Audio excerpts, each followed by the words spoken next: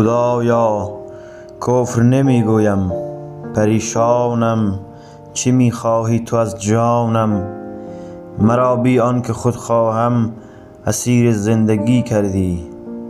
خداوندا اگر روزی زرش خود بزیرایی، لباس فقر پوشی، غرورت را برای تکه نانی به زیر پای نامردان بیندازی و شب آهسته و خسته تهی دست و زبان بسته به سوی خانه بازآیی، زمین و آسمان را کفر میگویی نمیگویی؟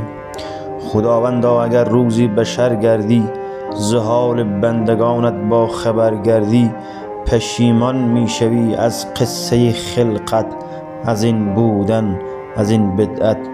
خداوندا تو مسئولی، تو میدانی که انسان بودن و ماندن در این دنیا چه دشوار است.